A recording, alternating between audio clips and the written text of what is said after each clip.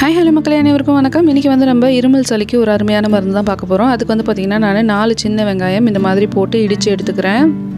நான் பார்த்திங்கன்னா என் பொண்ணுக்கு செய்யறதுனால 4 சின்ன வெங்காயம் எடுத்துருக்கேன். பெரியவங்களுக்கு சேர்க்கறதா இருந்தால் 8 வெங்காயமாக எடுத்துக்கோங்க, கரெக்டாக இருக்கும். இப்போ இதை வந்து ஒரு பாத்திரத்துக்கு நம்ம மாற்றிக்கலாம்.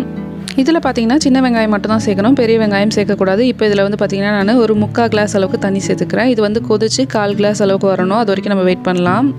லோ ஃப்ளேம்லேயே வச்சு கொதிக்க வச்சுக்கோங்க. இந்த மருந்து பார்த்திங்கன்னா சளி இருமல் இருக்கிறவங்களுக்கு 3 வேளையும் வந்து கொடுங்க.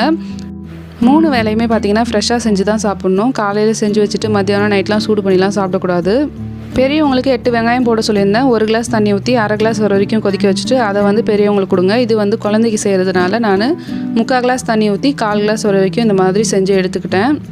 இதில் வந்து உப்பு அப்படி இல்லைனா நாட்டு சக்கரை சேர்த்து கூட கொடுக்கலாம். இது வந்து நல்ல மிதமான சூட்டில் இருக்கும்போதே வந்து நம்ம கொடுத்துடணும். அப்போ தான் வந்து இரும்பெல்லாம் வந்து நல்லா சீக்கிரமாக சரியாகும். 1 வயசு பாப்பாக்குனா 2 ஸ்பூன் கொடுங்க, கரெக்டாக இருக்கும். டாட்டா.